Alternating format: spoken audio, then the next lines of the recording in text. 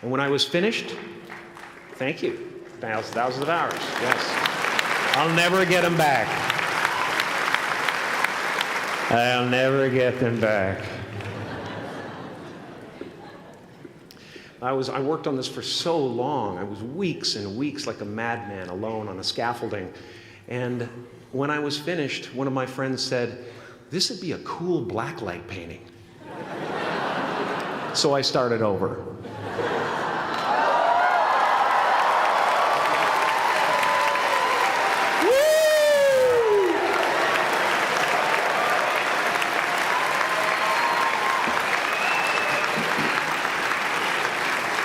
Welcome to Burning Man.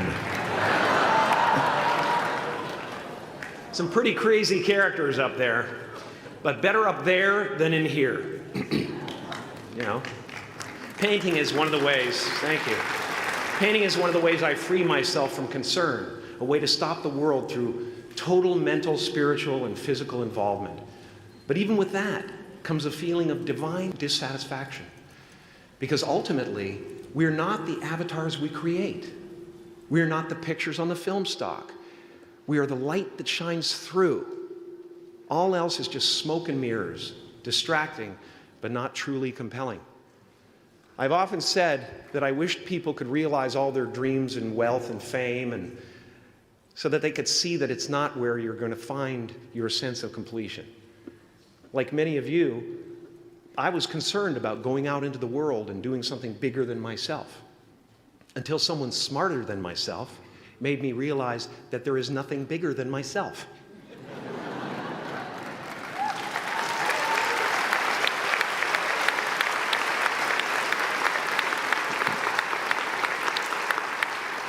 My soul is not contained within the limits of my body. My body is contained within the limitlessness of my soul, one unified field.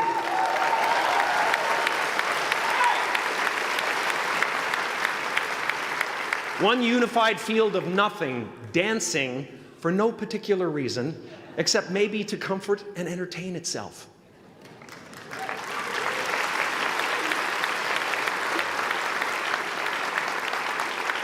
As that shift happens in you, you won't be feeling the world, you'll be felt by it, you'll be embraced by it. Now I'm always at the beginning. I have a reset button, and I ride that button constantly.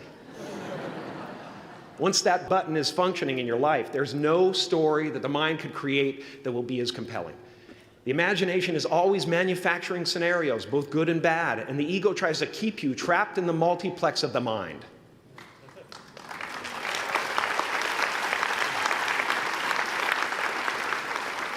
Our eyes are not viewers, they're also projectors that are running a second story over the picture that we see in front of us all the time.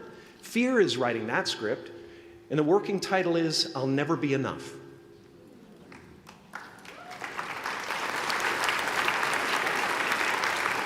Now you're going to look at a person like me and say, "How could we ever hope to reach those kind of heights, Jim?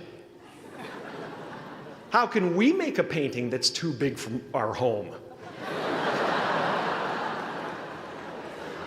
How do you fly so high without a special breathing apparatus?" This is the voice of the ego. And if you listen to it, there will always be someone who's doing better than you. No matter what you gain, ego will not let you rest. It will tell you that you cannot stop until you've left an indelible mark on the earth, until you've achieved immortality.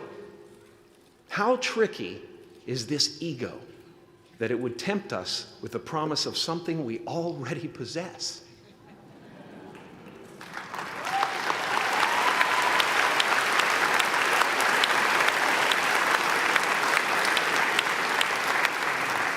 So, I just want you to relax. You know, that's my job.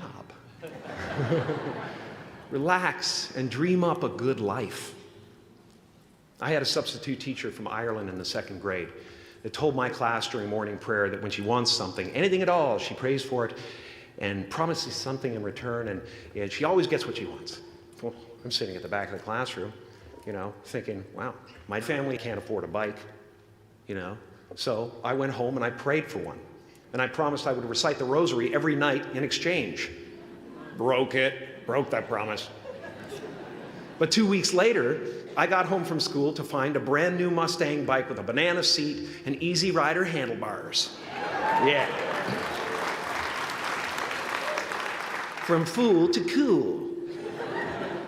My family informed me that I had won the bike in a raffle that a friend of mine had entered my name in without my knowledge whatsoever. So that type of thing has been happening to me ever since. And as far as I can tell, it's just about letting the universe know what you want and working toward it while letting go of how it comes to pass.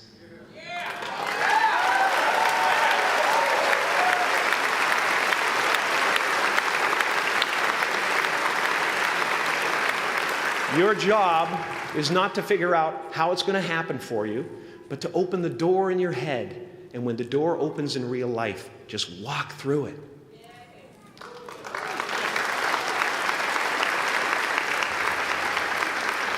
And don't worry if you miss your cue, because there's always doors opening. They keep opening. And when I say life doesn't happen to you, it happens for you, I really don't know if that's true. I'm just making a conscious choice to perceive challenges as something beneficial so that I can deal with them in the most productive way. You'll come up with your own style. That's part of the fun. Oh, and why not take a chance on faith as well?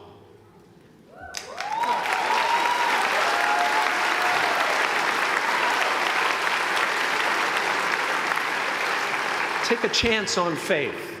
Not religion, but faith. Not hope, but faith. I don't believe in hope. Hope is a beggar.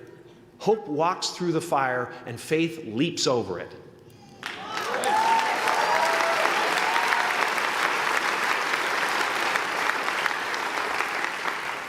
You are ready and able to do beautiful things in this world. And after you walk through those doors today, you will only ever have two choices: love or fear.